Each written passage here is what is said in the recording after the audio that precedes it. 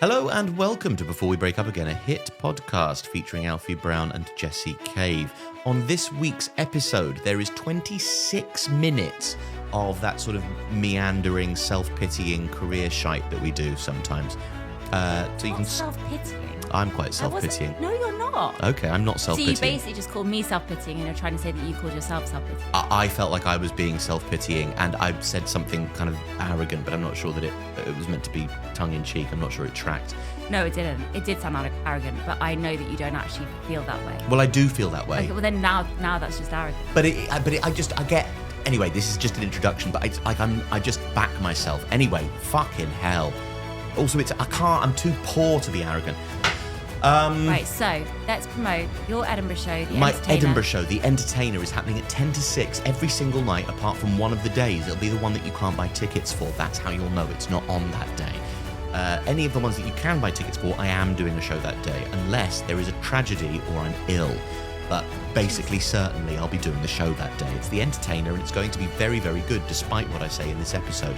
No, show, I don't want to do any of that. That's enough promotion. Okay, and join our Patreon, patreon.com/braveclown. And thank you to the new patrons. Thank you to the new patrons. We had a load of new ones. Including a famous one. Did you see today No? this famous one? Who's the famous I'm going one? to tell you off mic. Oh my gosh. Yes, but let's just Amazing. say any fans of the film Snake Eyes will be very excited. Is that the Samuel L. Jackson film? It's John Travolta and Nick Cage. I'll let you guess which one of those two it is. I don't think of Snakes on a Plane. Yes, that's Samuel L. Jackson. It's another snake film. Can you think of any other snake films? Anaconda, Jennifer Lopez. Goodbye. Enjoy the episode. Have fun, everybody. Join the Patreon. Patreon.com/brown. Brave Clown. Fucking hell. Put me out of my fucking misery. To become self-sufficient. To become less dependent On me. on you. For everything. What are Yeah. you dependent on me for? Well, everything. No, that's not true. What are you dependent on me for?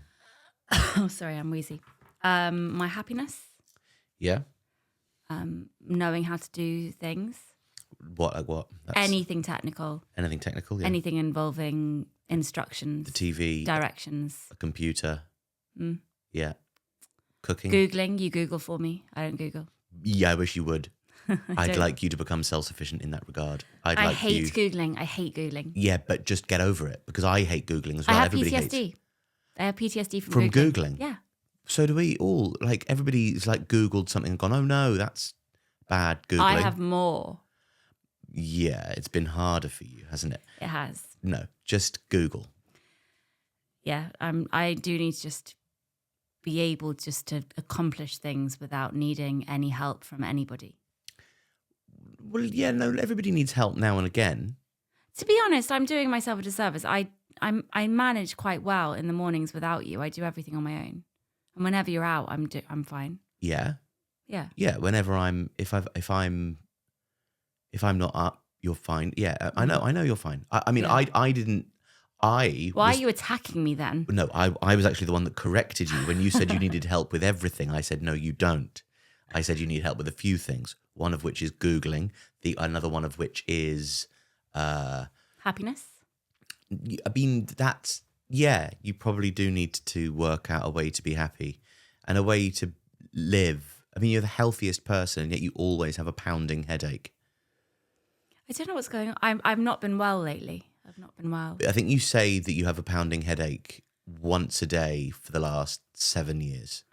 No, I don't. It's been a bad year. It's been a bad year for me health-wise. Yeah. It's not been good. With the pregnancy and stuff earlier on in the year, it took me so long to recover from that. And you'd think that you had, because of your diet and your constitution, you'd heal quickly. No, You'd be a quick healer. It's taken me ages. I don't know what's going on. And I because I have that kind of fear about having breast implant illness, now I'm secretly worried that I've got breast implant illness. It's not a secret. It's not a secret. It's especially not a secret when you announce it on a podcast that is...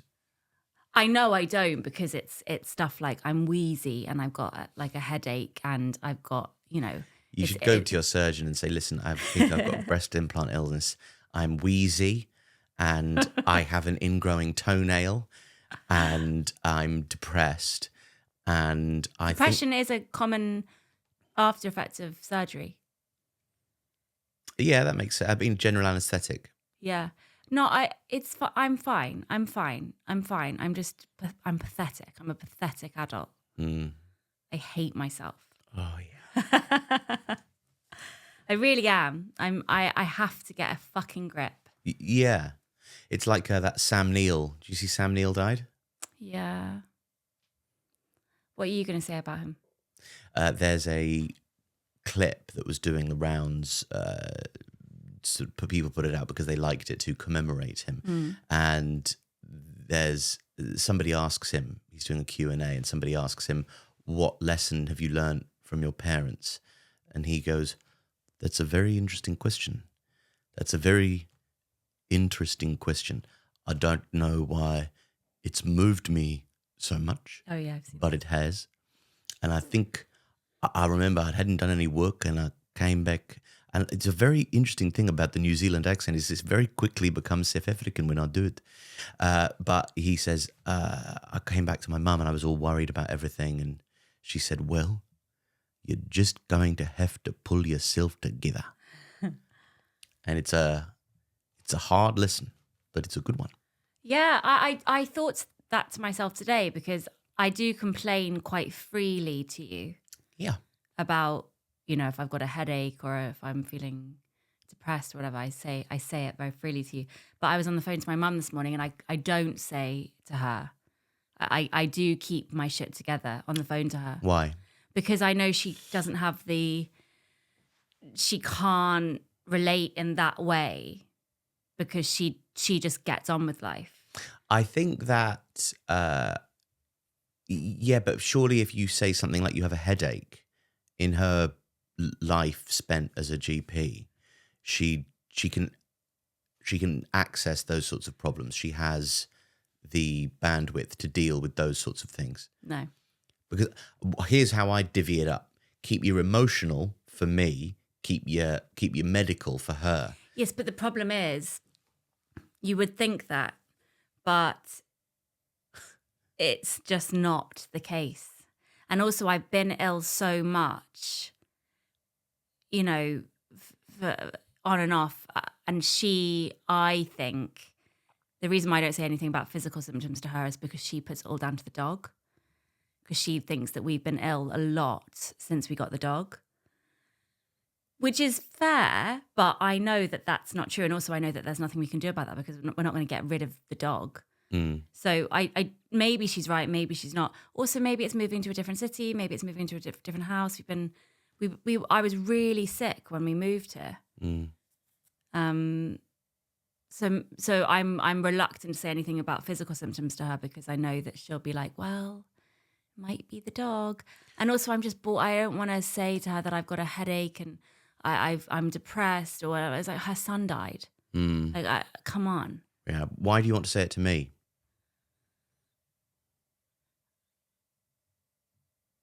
Because, well, maybe I should just not say it to anyone. I think it's important to talk to people about these things and to be able to communicate. I feel like this, or I'm feeling like that. I don't think it's a bad thing. But you don't, do you? You just keep it all bottled up. But the thing is, no, I don't keep it all bottled up. I will. If I've got a little bit of a problem or I'm feeling a little bit of a way about something, I will keep it to myself until such point that it reaches critical mass. Yeah. And I need to unload to somebody. Or if it's making me behave a certain way and I feel like, oh, you're probably wondering why I'm being such an implausibly big bastard the whole time, then oh, by the way, I'm feeling quite like this. So I don't think either of us have got it right. No. I reveal too much. I think you could reveal too little. Because I don't really, when you say that you've got a headache now, I don't care. I know you don't. Because you just told me to go to A&E because you don't love me anymore. Well, no, you said that you felt really ill and you seemed scared. And I went, well, why don't you go to A&E? Because you seemed genuinely afraid. I can't help with that. I don't have the training. So especially given that you are, and here's what I really don't understand, you are from a family of doctors. There's 2 doctors and 1 in training and 1 previous doctor. That's a lot of doctors. I have nil medical training. So if you are feeling poorly, I am not the guy. I can give you sympathy if it's not like... Okay, well, what the thing is, I've just realised is, yeah, you're my only port of call.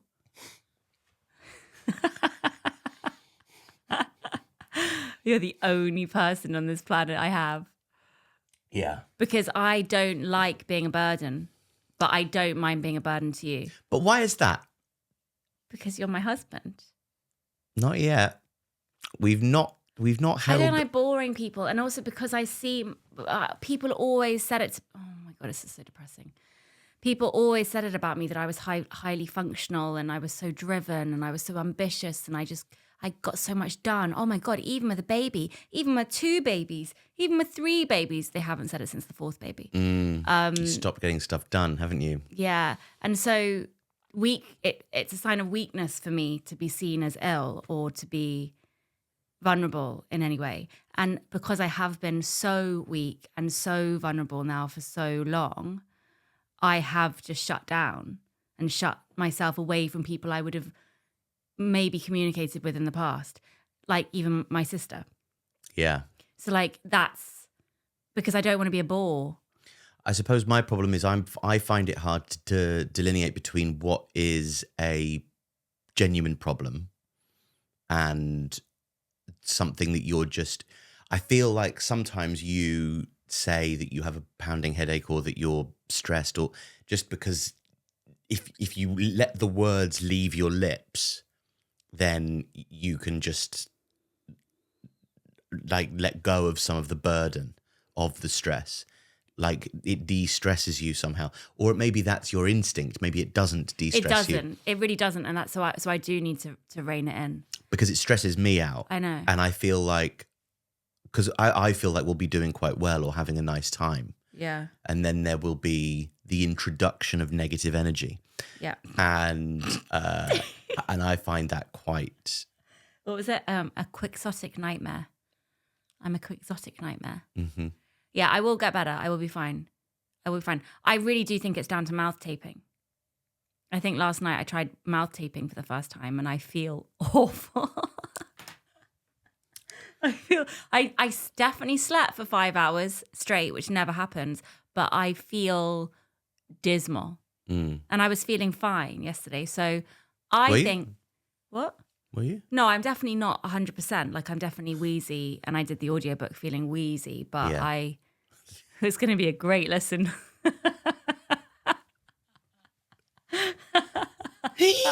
The dragon's going... And then the spell was... It's the last one I want to do ever again, so I don't give a shit. Yeah, it's fine. We have a really exciting episode planned for us today by our 11-year-old son, Donnie. He has some questions for us and we're gonna answer them. Okay? Great. It's gonna be a swift episode. We're gonna be positive, and then I'm gonna go to Joe and the Juice and feel better. Okay. Question 1. You happy to continue? Very happy to continue. Okay, great. You look very pretty. Do I? Mm-hmm. I think so. Even with my giant spot? I'm sat on the other side of you to the spot, so I can't really see it.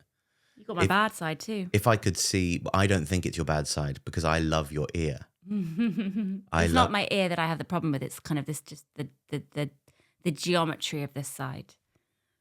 It's the same as the other side. It's not. It's just not. Yeah. It's not. I don't have a symmetrical face. Nobody has a symmetrical face. Yeah. You seem very, very stressed. Yeah. Do you want to talk about that, or do you want to just go? Why don't you want to talk about it? Because what good can come of talking about it? I know what I need to do. No, but the thing is, okay, I'm just going to say this. You don't know what you need to do. So what you do is you do exactly what I've learned to do from you, which has been so detrimental to my progress in my career. Right. So just through being with me, you've started picking up my bad, sad, defeated habits of Yeah, Maybe you I have. should write a book called The Ineffective Habits of Highly Unsuccessful People. Yes. So I don't know what the fuck you were doing this morning on the laptop, but this is what I gathered. Okay. What do you do you have any idea what I was doing? Yes, I do. I'm gonna tell you. Okay. What I think you should be doing right now at this point in July before Edinburgh is doing nothing but finish writing your show that you're going to be doing every day for an hour. Okay. Exactly. Yeah.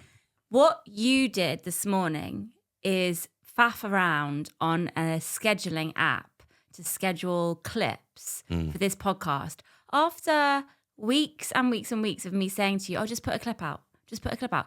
But no, you have to do it all or nothing. So you just spent that hour this morning faffing with the app and it not working and delaying and editing and not quite doing it, not finishing it. And then when you could have just been reading or doing something for your show, like there's no point. There's no point. We don't promote the podcast. We do. For the next 2 weeks, we do. We've got clips coming out for the next 2 weeks. But what I'm trying to say is daily clips, apart from Friday and Saturday, because our audience isn't online then, actually. And what I was doing is you can't upload clips to Metrical with a width of 2,160 pixels. So I had to bring it down to 1080 width pixels. And then I had to make sure that none of the files were over no one cares. 500 megabytes. So I had to download a thing called Handbrake and learn and teach myself how to get all these things into the right fucking spec so that they could be uploaded to Metrical. And now I've scheduled content. So all we need to think about is stories. And then I'm going to do the same thing for my stand-up because actually writing a show isn't the most important thing. People can go up to Edinburgh and do any old gash and people like it if they've got enough followers.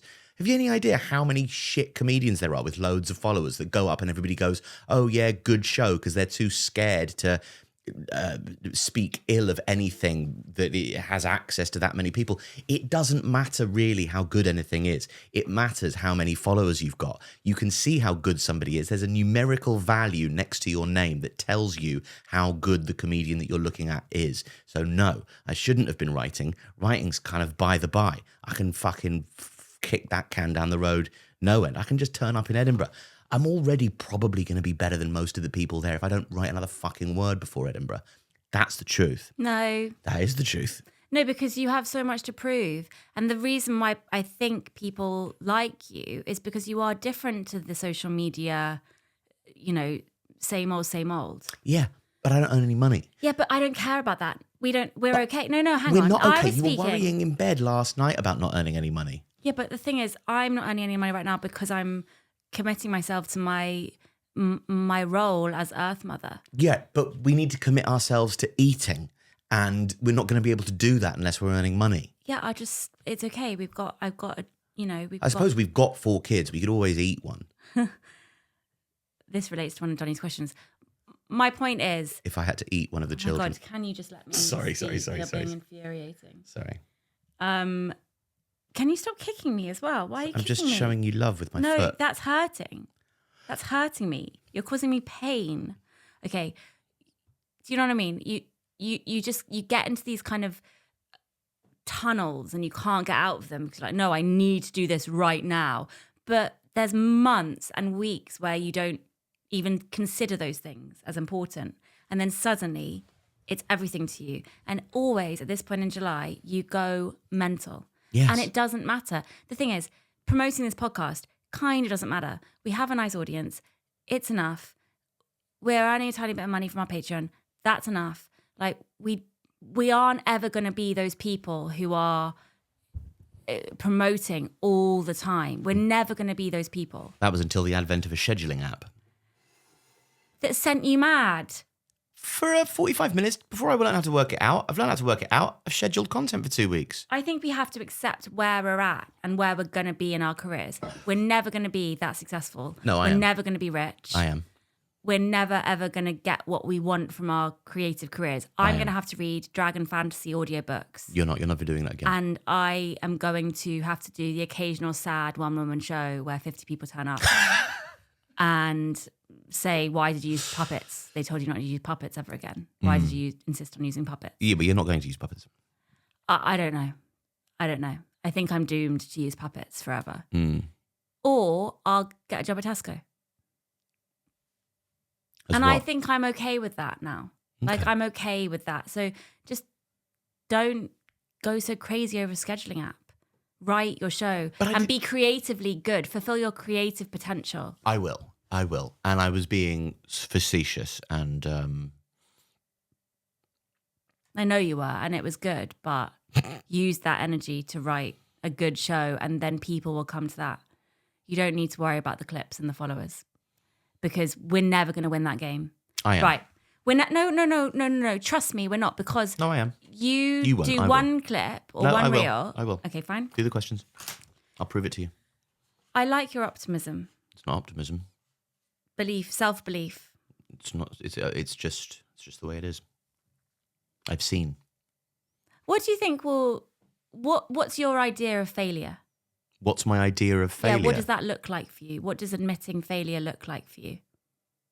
Because I think failure looks like not my life. My life is incredibly successful with my family, my home life, and I'm really learning daily that has been my success. But my creative failure is what my life looks like right now. I have failed. And I accept that now. I think if you were to speak to somebody like, I don't know, an older artist, Hilary Mantel, whatever, somebody like, and they heard somebody who's not even 40 yet declaring themselves failed in the past tense. I said right now. I don't see myself failing for the next 10 years. But as it stands right now, I am in a point of failure.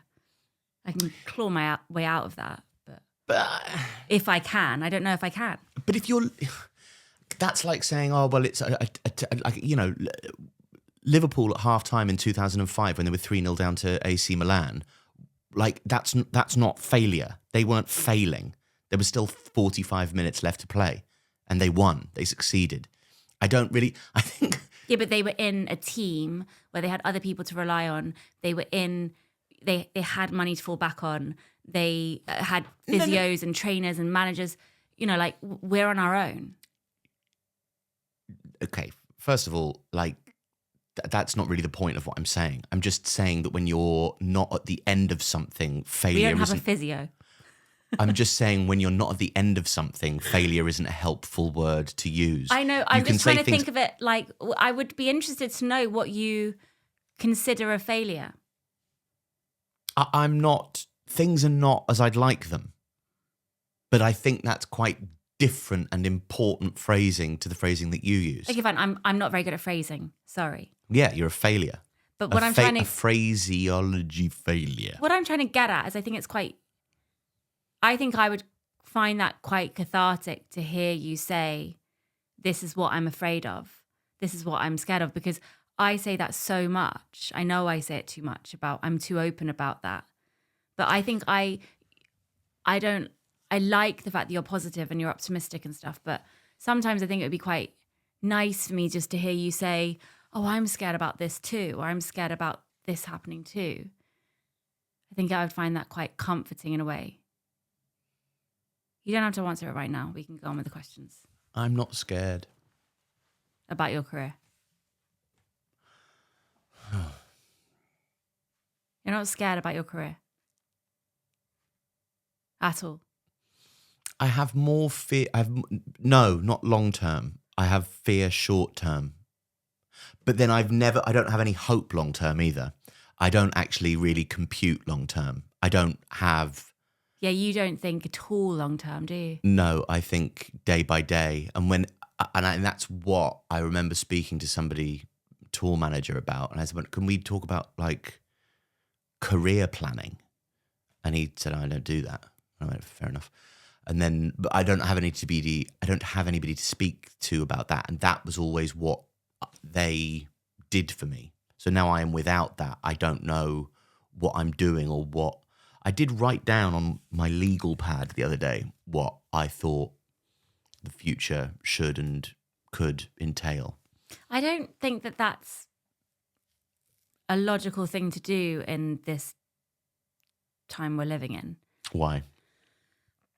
I don't know. I just feel like it feels, obviously, you know, we've got to, I don't know. I just feel too scared about the state of the world right now to think too long term about our careers in the arts. I think I am scared. I must be scared. And I don't feel jealousy. Maybe it would help if I felt more jealousy. I feel an extraordinary amount of cynicism around the creative industry and the arts. I was having this argument with a friend of the podcast, Paul, the other day, and I said modern music isn't as modern music is not as good as it used to be. Like, music now is not as good as it was. And he pushed back and said, there's loads of music that is just as good as it was before.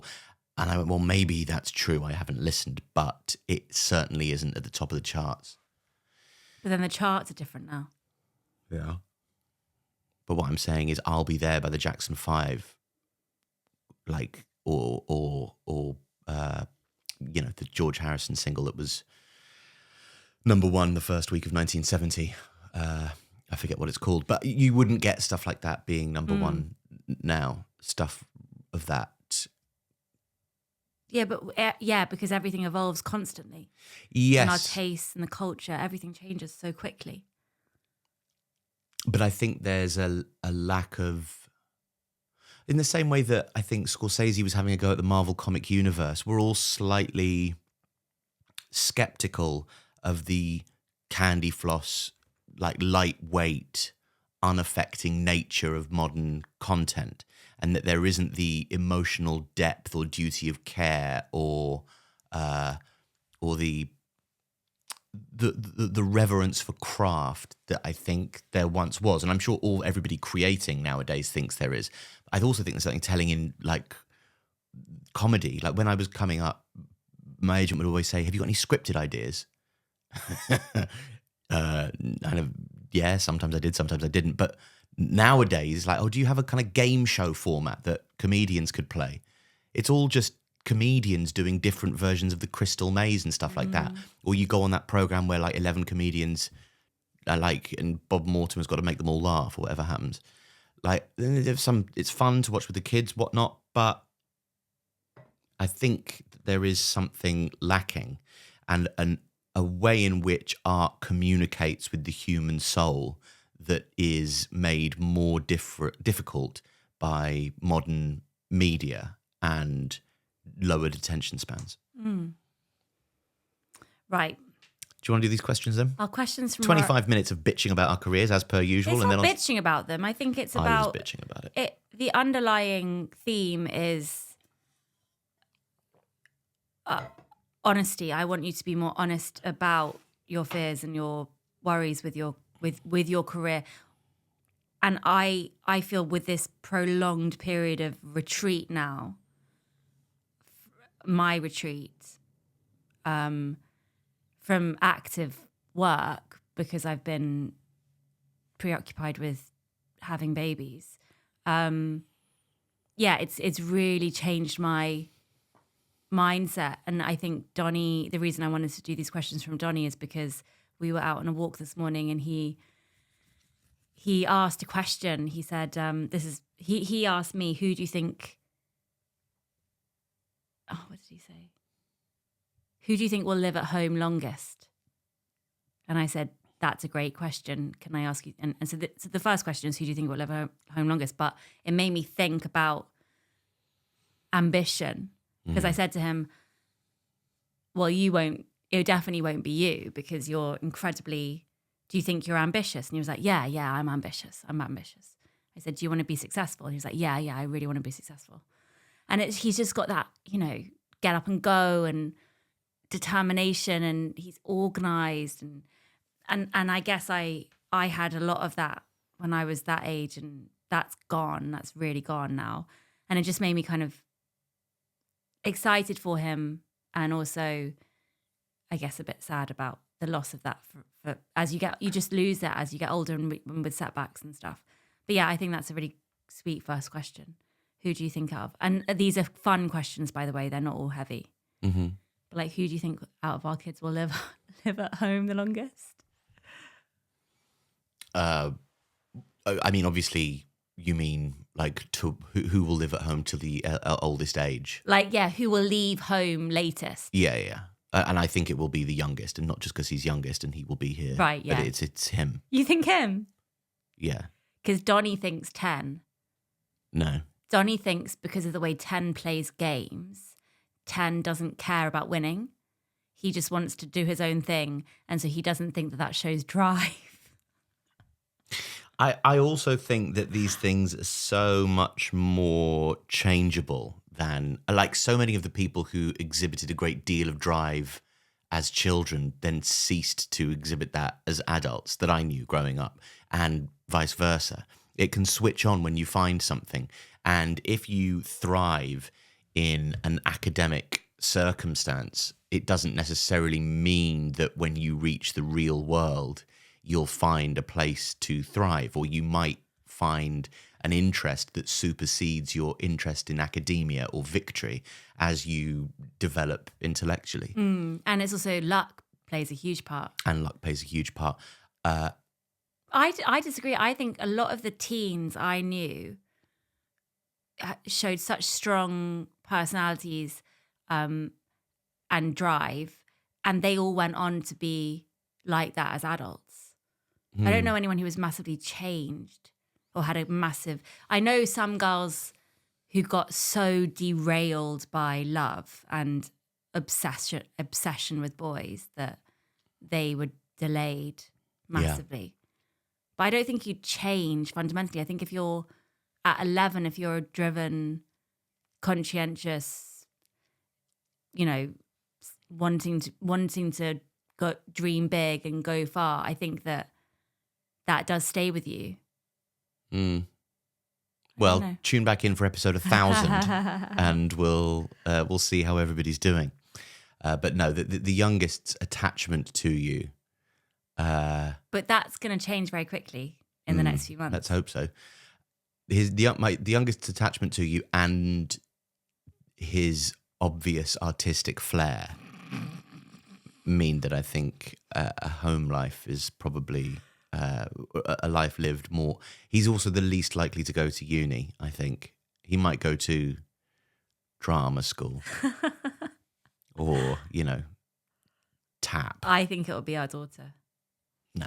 I think she's gonna stay at home. Okay. What's the best animal? And he doesn't mean what's our favorite animal. He says, what's the best animal? Hummingbird. Why? Because its tongue wraps around its brain 14 times in its head. I might not be getting the numbers right there. Or is that the woodpecker? Either way, I think it might be the woodpecker. But the comments will tell us. The platypus is also... Why do you like platypuses? Or why do you think they're the best? Because they're fucked up. Why? How? Well, because they're a mammal that lays eggs. That's pretty fucked up. They're monotremes, which means that everything is in the same hole. Shit, sex, eggs, everything. I think that would be so much simpler. Yeah. And they have... I love that. They have bills. They're like a mammal with a fucking bill. Yeah. That's pretty crazy, but it's not made out of the same... I saw a video on this the other day, the platypus thing. How do you... Yeah, I was going to say, did you stumble across that video? Okay. See what I mean? You get distracted. I do get distracted, but look at all this knowledge I have now about the platypus with its venomous claws. Paying off. It's venomous. It's a venomous mammal with a leathery skin bill. How is it venomous? What do you mean, how is it venomous? So it's venom when it has venom? Yeah. Okay, cool. Just checking. God, I'm a fucking idiot, aren't I? I quite like... No, I think that's enough. Let's move on. I also, of course, like the poison dart frog. Yeah. Where's your tattoo? That's not really a poison dart frog, is it? It's just No, a it's frog. just a little frog. It's a fertility symbol. That will come in handy. It's come in With handy. the next 4. What is the best animal to you? I have very little knowledge of animals. I don't know anything. You just taught me more than I know in total about animals. I don't know anything about animals. Again, maybe that's one of the signs that I'm autistic because I've never, ever been curious about animals. Yeah. Having Pinter here Yeah. as this kind of large horse-like animal with us all the time and walking along and seeing people stare at us because he's just so large. It doesn't even register to me. I just don't think about animals. I don't care. I'm just indifferent. So I've never been one for animal facts. I like the idea that I like the one about that I said in my last show about the macaroni penguins, how they do that ecstatic dance when they see their other one. And that giraffes can't cough. That's a good one. Giraffes can't cough. Dolphins sleep with half of their brain awake so they don't drown. Mm-hmm. I like that. And just so I they like can watch that. The Sopranos. Oh, right. What? Just so they can watch The Sopranos while they're... Yeah, that would be handy for me, wouldn't it? Yeah, to one half so of I your... can catch up with you. And I also like the elephants every time, even for years after their loved one has died, they bow their head when passing the spot that their loved one died. That's good. That's all stuff I learned from my show, but it's not because I was interested, it's because the kids were interested. I also like the woodpecker goes, he's a woody woodpecker. Right. Who is the cruelest child? Who's the cruelest That child? was Donnie's question. Who's the cruelest? This is a funny one, though. I said we wouldn't actually answer it. It's just a funny right. question. I immediately have a who Oh, does. right. Or who has the capacity to be cruel. I would say our daughter, just because girls can be nasty. They can be nasty. And I know how nasty I was to my mum. Yeah, but that's just you. Stop. Like it's... I think girls can hurt each other in a different way. The cruelest child, the cruelest person in the family. No, the cruelest child. Right. Do you think me or you are crueler? You. I don't think so, because you can do the silent treatment. Do you know That's what? cruel. Only cruel people do the silent treatment. But also only cruel people say cruel things.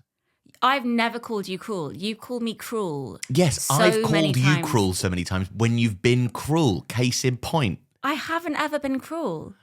I don't have cruel. I can't be cruel. You say cruel at weird things as well.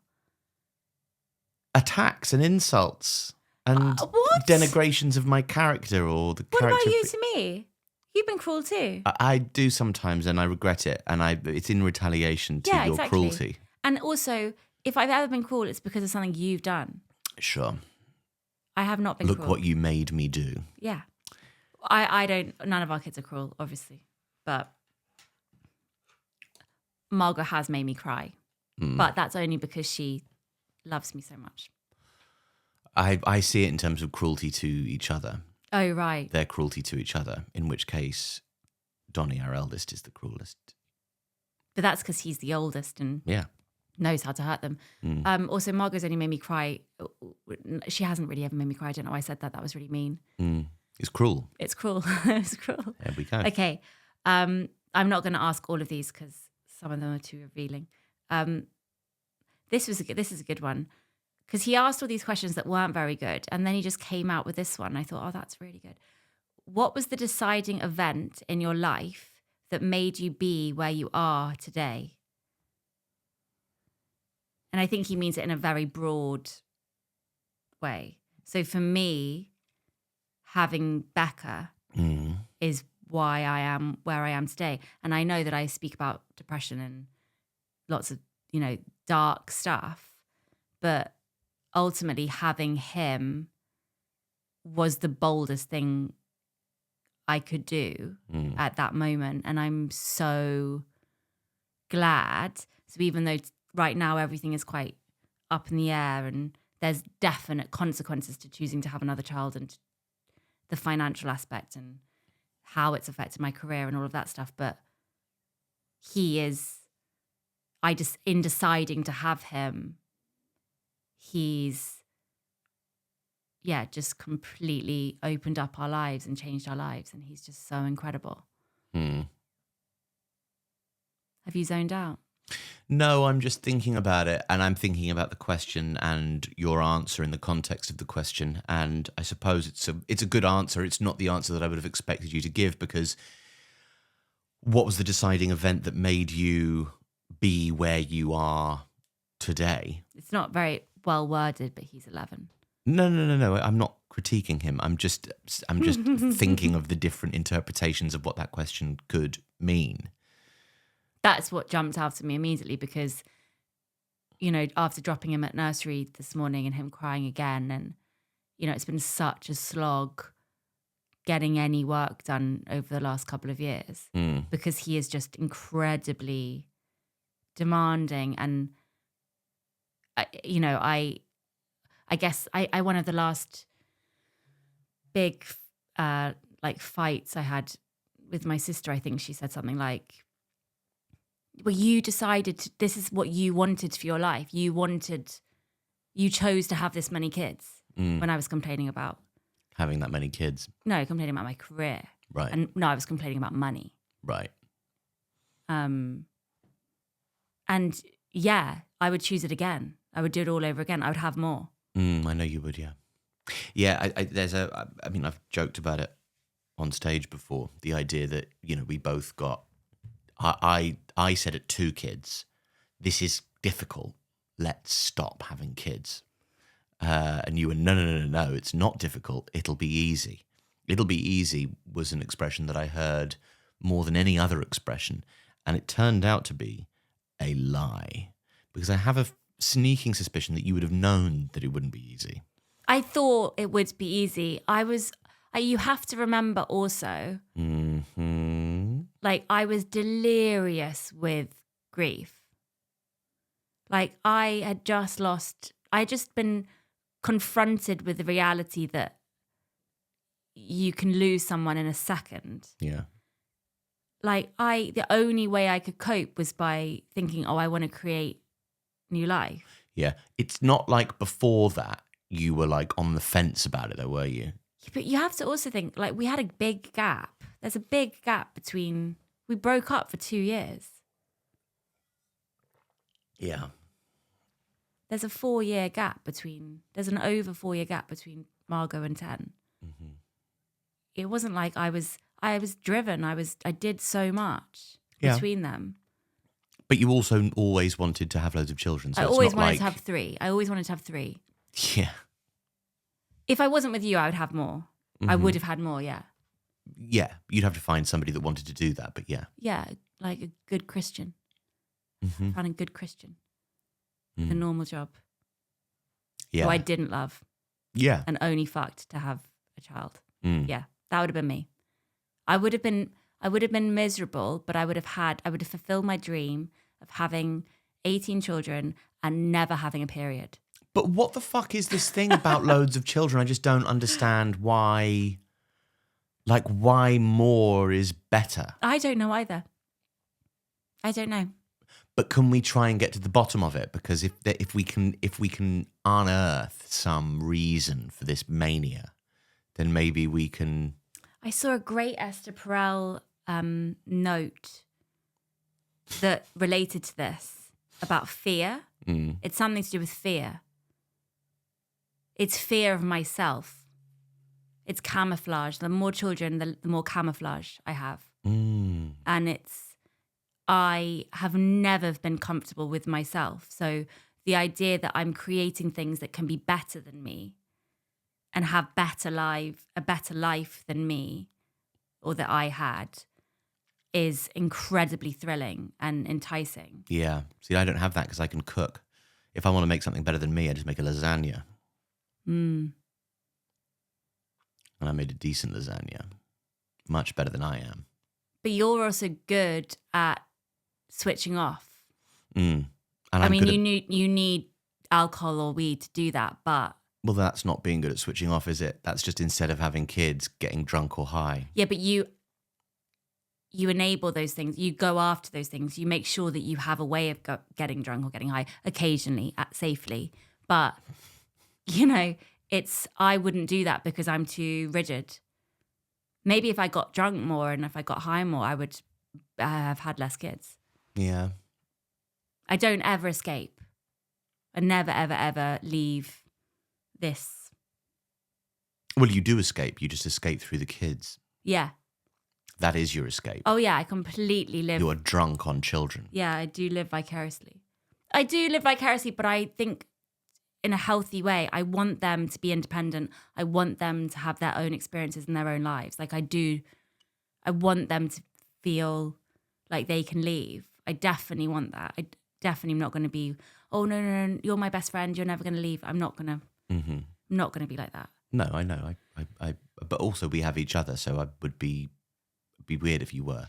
I mean, I like to be by myself, and I don't like large groups of friends. Like if I'm with mates, I would prefer it. The smaller the group, the better. And that is all people. So when we were in the car yesterday, and there was 4 of us in the car, And Pinter. and the dog, I just couldn't. There was somebody talking all the time, and it's just there is this directionless, meandering conversation that's impossible to pin down.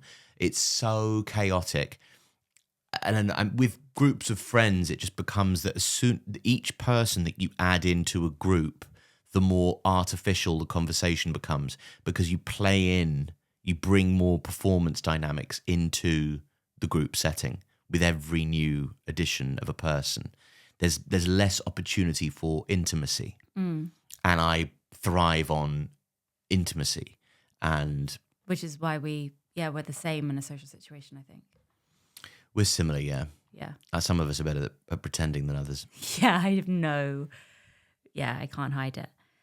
I am working through it though. Like I understand there's lots of work to do on myself. I do get that in a way that I wouldn't have maybe a few years ago. And there is also, there's part of me that's so scared about the future of the world and how everything is shaping out, and politics and war and everything. And sometimes I do think, well, if it's all ending anyway, then why aren't we all just doing what we love? That's unacceptable. That's unacceptable. That's unacceptable. What are you doing? That is... What is that ringtone? I've absolutely no idea. Android ringtone? It's horrible. I don't know what sound... Oh, it's my mother calling. You should answer and put her on the spot. Sorry, was that you going to cut that? No. Well, that's a horrible sound. Well, I know, but I think people are more easily able to deal with it than I think you are. So I think it's fine. I've put Do Not Disturb on. Well, I forgot what I was saying now, but it was something to do with if the world is ending anyway, then why don't we all just do what we want? But I don't. But where does that get you? No, there was a goalkeeper who believed that the world was ending, and he quit his club, and he sold all his possessions, and he believed it was ending on this day at this time, and he took his family to the top of a hill, and killed them. No, why bother? The world was about to end. And he just sat there and waited for the apocalypse, and it didn't come. And he went, right, well, I better find a new club. Just totally embarrassed. Did he find a new club? I don't know. I just know the story up and to the point that he went to the top of a hill with his family. That would be a good film. Yeah, I wonder if... I'd watch that. I remember hearing about this goalkeeper when it was... I think, was it the Mayan... On the Mayan calendar, they predicted the end of the world to be... Or... Like the episode of 30 Rock last night where Kenneth thought the world was ending. Yes, yeah, exactly. So he would have believed that, yeah, the rapture was coming. Maybe it was Nostradamus, maybe it was somebody else. Like, there's always an end of the world every now and again. There's always like a Daily Mail article that says, this asteroid is going to come so close to the Earth. And then you read the article and it's like, it's only 17,000 miles away, which in the context of the universe isn't much, but it's sort of safe. You know, I don't. The world's been ending for ages. Like the Cuban Missile Crisis, everybody thought the world was ending. I think we'll be fine. Okay, so did any of our births or conceptions cause fights? Is the next question. Did any of the children's conceptions cause fights? Or births? Well, which child was the hot midwife? Emmy Lou. What was her name? Emmy Lou. Mm-hmm. I just find this so funny that we couldn't even see her full face, and you still refer to her as the hot midwife. Yeah, but then we did see her full face, and she her mouth and nose delivered on the promise of the eyes, didn't they? Fourth, Becca. That wasn't a fight. That was just funny, and I only really remember that because it was in your show. Do you remember any of their conceptions? Obviously, you remember Donnie's, Mm-hmm. but do you remember? I don't obviously remember Margot's conception because that was. Well, no, I don't remember any of the other conceptions because it's in a. I know the day that I conceived Becca. Was I got back from filming House of Games. Oh yeah. And I remember being on I think I was on the flight. I can't believe I got a flight to Glasgow. And I got a flight back, and I remember thinking, I'm ovulating. This is perfect. And I got home and we had sex. I remember thinking that. You saying sex in a muted way. Did I say sex in a muted way? Yeah, as Sorry. if you were embarrassed. You can't stay still, can you? Nope. You cannot stay still. If you fancy going back and watching the beginning of the episode, Jessie plays with her plaits for about 7 minutes straight. No, I don't. You do. And it's all I can do at the beginning of the episode to not go, oh my God, stop playing with your... You're folding them this way, then unfolding them, then wrapping them around again, and then putting them on your head. I'm and giving them a show. Pushing them through. But you charge for this shit. And now here you are on a free podcast, guzzling squash and playing around with your plaits. Being restless. Can you hear it? Huh? Can you hear it on the headphones? The plat play. Yeah. Yeah. Yeah, I can. Yeah. Can you actually? This. Yeah. Oh no, sorry. Yeah, so I can remember that conception. That didn't cause a fight. You were so far gone at that point. You were just like, yeah, fuck it. Oh, broken, yeah. Have a fucking baby. Yeah, fuck it. I could have said, I want you to... What could I have got you to do? Anything. I want you to move out and... Well, yeah, you did say that, and I did. Not when I was trying to get you to knock me up. No, after that. After you got the baby, and then you packed a bag of my stuff, flung it down the stairs, and said, don't come back. I've packed a bag of your things. That's so unfair. That's just so not what happened. Well, look, you had fucked other people. It might be unfair. Look, okay, first of all, please I've don't fucked other people with your encouragement and blessing. Yeah, in my delirium of post-birth, like sertraline, suicidal ideation, having to film a CBBC show. It was before. You being incredibly depressed. It was before that you conjured this idea. Thank you very much indeed. It wasn't sertraline CBBC era, which is, to be completely honest with you, quite a funny name for an era. Which era was that? The sertraline CBBC era. CBBC. The sertraline CBBC era. That was a bad decision. Then I had my fluoxetine ITV era. Of course, my Seroquel Nickelodeon era. That was a true depth. We won't be clipping any of that. Why not? Just in case. Just in case what? The BBC are watching. They're always watching. The BBC aren't watching. The BBC aren't watching. Do you know that they lost 500,000 license holders recently? Like the BBC is dying. It should have been nice to Gary Lineker then. Oh my God, is it bad to say I really like Gary Lineker? Yeah. I really like him. I think he's super intelligent. Mm-hmm. The way he speaks is fucking eloquent. And his accent. Oh my God, I love his accent. He's got the best accent. Is he Geordie? No. Where is he from? Leicester. Where's Leicester? Where is Leicester? Yeah. It is the north of the Midlands. Where are the Midlands? Is that above Liverpool?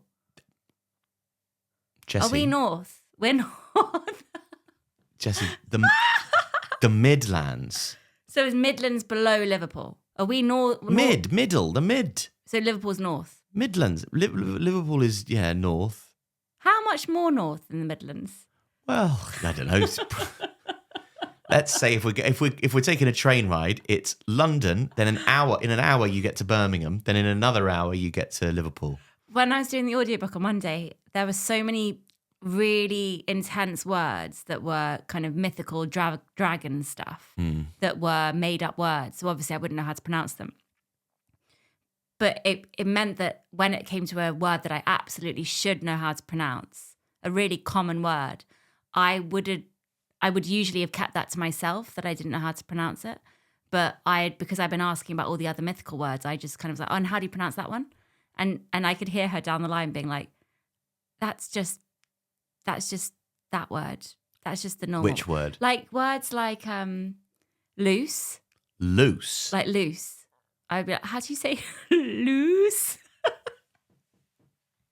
Oh dear. It was really bad. There were some really simple words. My brain just did like, no, you can ask how to pronounce that one. As a dyslexic, I do and have always struggled with the loose and lose conundrum. I've never seen it spelt like that. Loose. Mm-hmm. Have you? Yeah, a few times. Let loose. I haven't ever. It was very, very exposing. Anyway, I really like Gary Lineker's voice. I listened to him this morning on a podcast. He's a sweet guy. He's just hot as well. He's really hot. Mm. Do you think he has veneers? Don't know what this podcast is for anymore. He could be my first guest on my veneer podcast. You could get a lot of footballers on that podcast. I think you could do Sadio Mane and Jurgen Klopp and Bobby Firmino from Liverpool Football Club. So how was it when you got your veneers? Did you feel much pain? I can't wait to do that. And I suppose the most jarring aspect of this podcast will be that you don't have veneers. No, but I'm very fascinated by people who have veneers. But there also some people don't have veneers. They've got those like they're always very quick to tell you they're not veneers. They're composite bonding. They've got composite bonding on all their teeth. Yeah, which just looks like veneers. Yeah, and I would like to see the people without having had the composite bonding removed to see what the teeth looks like now. Okay, we need to stop. Let's stop before I start talking about teeth. Teeth is my obsession. I'm obsessed with people's teeth. Absolutely obsessed. I'll do a podcast just about sleep apnea. That will be my podcast. Celebrities about sleep apnea. What's your tactic? CPAP? Mouth tape? You should do a podcast for people with sleep apnea that lasts 12 hours an episode. So whenever they wake up in the middle of the night and they go, you go, don't worry, still here. Now I'm going to talk about Huckleberry Finn. Drift off back to sleep. That would be lovely. That's why I played Gregorian chants all night long. So whenever I woke up, it'd be like, okay, they can soothe you back to sleep. Yeah, that's a really nice soothing idea. Having Gregorian chants. It's like, oh, am I in hell? Is that what's going on? So I now have PTSD from Gregorian chants. I think we're saying PTSD too much. I do, because of the birth. So, I listened to loads of Gregorian chants in the run-up to giving birth to Becca, and then after, I would listen to Gregorian chants all day. And in the birth, and you had just been... I was the guy who pressed play in the room. I don't know if you remember me. Yeah, I do. And then after, I listened to them for all of that year of the newborn era, and then you then got cancelled, and then the grief started happening to you. And then... Grief started. And I now can't listen to Gregorian chants.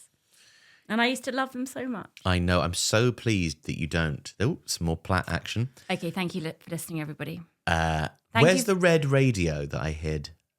It's there. Oh, right. Love that. Doesn't have Classic FM anymore, though, so it's dead to me. Yeah. I'm so glad that I don't wander past the room and hear that on anymore. I've lost my love for Classic FM now. It's good. I've had cold turkey and I've got off it. But I do miss Classic FM calm. Thank you very much for listening. Sorry about all that. Speak to you. See you next week. Bye.